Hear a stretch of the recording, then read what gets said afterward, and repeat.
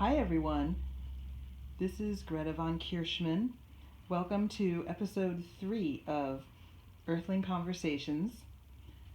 And today's topic is peace creation, working with both sides. And our guest is Joe Giarratano. So we're going to start right in. And so thank you for joining us again, Joe. And if you would just for a minute or two tell the audience who you are, and what you do in the world. Well, I'm Joe Giarratano. I spent 15 years in prison for a crime I didn't commit. I was released about 14 months ago, December of 2017.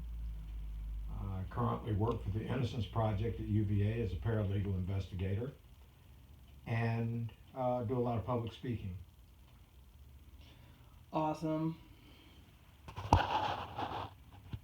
And your experience is what I'm so interested in today with this specific topic.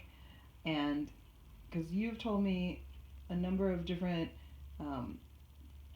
events and things that you've done, that when you experienced being in prison, being a prisoner,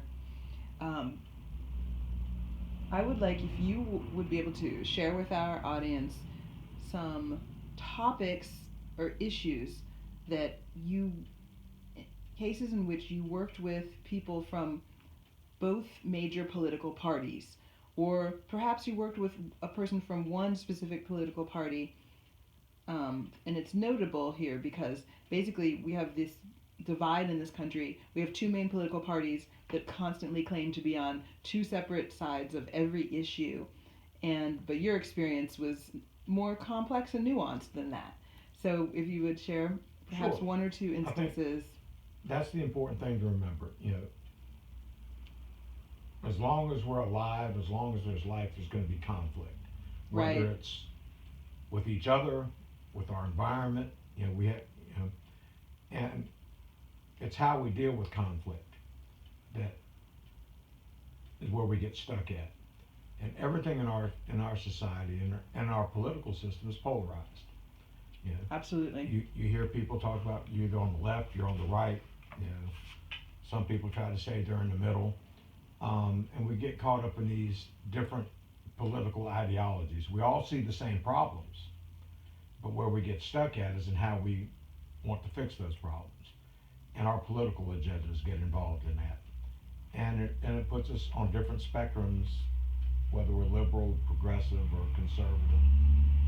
Now, when you were in prison and you were dealing with issues specific to being in the prison system, criminal justice system, death penalty. There were two big issues. Work with. Okay. There were two big issues in the prison system for me. Okay.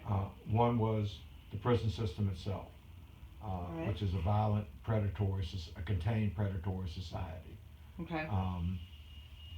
And the other issue was specifically with the death penalty, which polarizes our nation.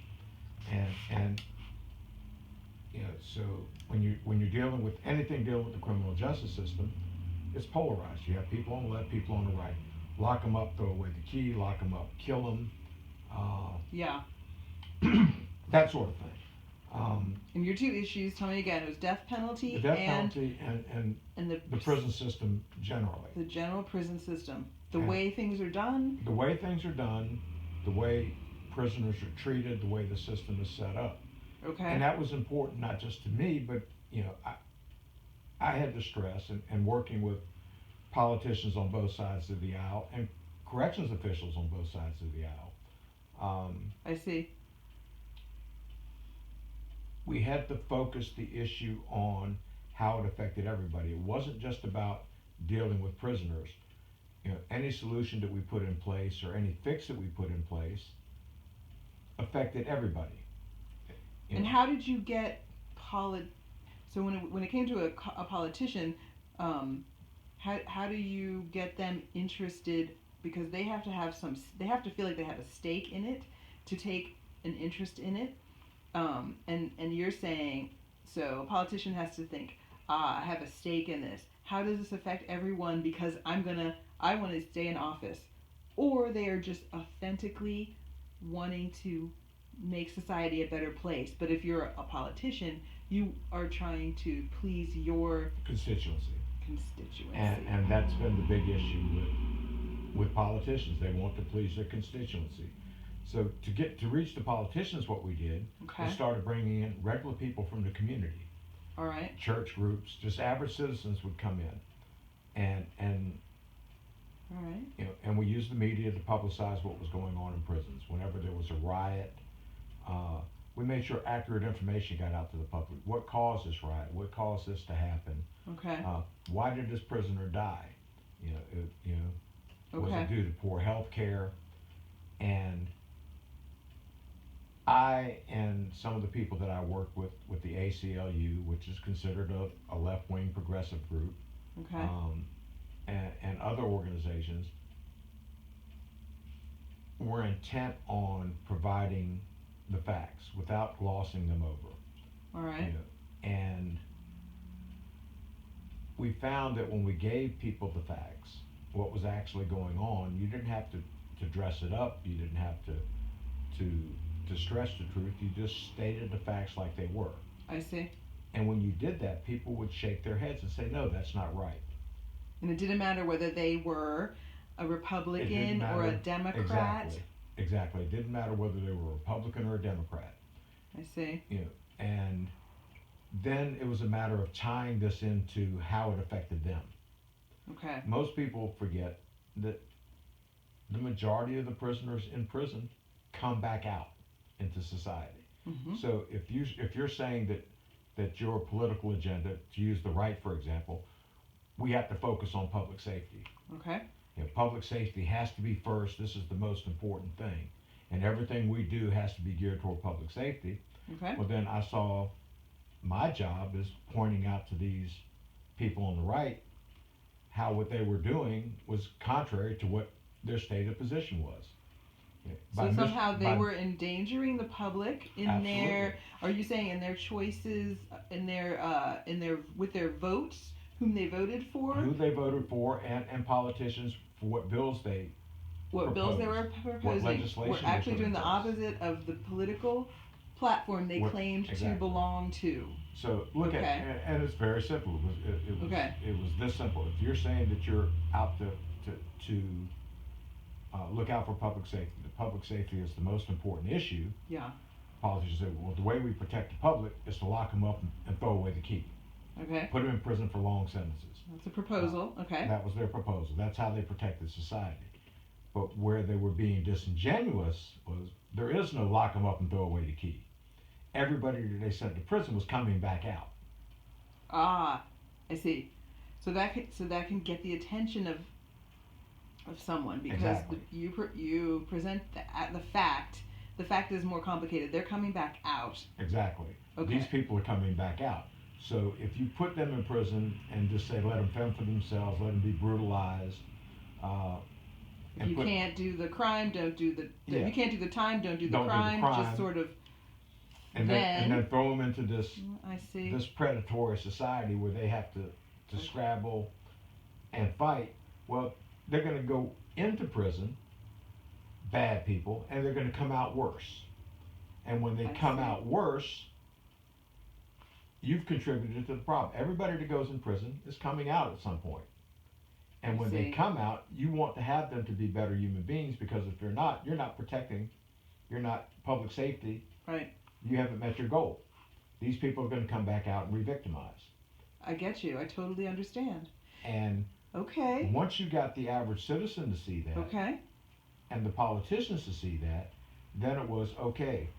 It isn't society against the criminal. It isn't society against the offender. It's we're all in this together, and we have to work on the problem. We may disagree on what the solutions are, but once we defined the problem, what the commonalities were, then we were able to sit down and have a discussion without it being politically polarized. So at that point, what where did the conversation go? Maybe in one or two specific instances, because you've laid out the problem and you've got their ear. The problem is they actually come back out. So you can't just have this brutal system and leave prisoners to fend for themselves. Exactly. Where did that conversation go with constituents? Did they start to say, okay, Joe, let's work on how to help people prepare to come out? To come out to society. What can we do for these guys while they're in the system to help them become better persons, so when they come out they don't reoffend? And you got Republicans and Democrats interested in this. In that particular process. Okay, and that's really fantastic. And one of the things that moves Republicans is money.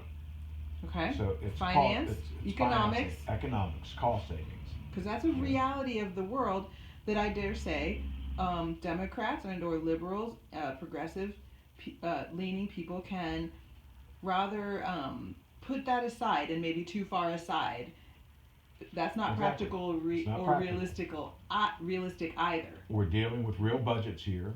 You know, there's only so much money to go around. Absolutely. And you know, one of the things that struck politicians, especially the Republicans, was that, you know, if you have a prison budget that is $1.5 billion a year, that's a big number. Okay. You know, 1.5 billion. And where are you going to get the money to pay for that bill? And it goes up every year higher. And you basically, in this state, in Virginia, for example, we had like 38,000 prisoners. And you're spending, you know, $1.5 billion a year to house, clothe, and feed them and keep them contained in the prison. And all the stuff that's required to make that happen. So you're dealing with health costs, food costs, and to give you a simple example, when you're dealing with health care. Are you saying inside the prison system? Inside the prison, one of the things that was lacking in prison is preventative health care. You know, I see. If you do things up front, it may cost you a little bit more money to put these processes in place, but you're going to save in the long run. Whereas if you don't deal with preventative health care, your health problems get worse, and it's going to cost you more money in the end, a bigger part of your budget to deal with the health problems that come up. Now, could you say eliminating smoking in prison. Now, did you get Republicans and Democrats interested in preventative health care? All right, because when we're gonna end this segment, please join us for part 2. This episode is going to be in 3 segments, and when we come back, I'm gonna ask Joe to talk specifically about maybe where he needed to bring in the Democrat or the liberal, like to present something for them to understand why they had a stake in it as well. So please join us for segment number 2 of this episode. Thanks.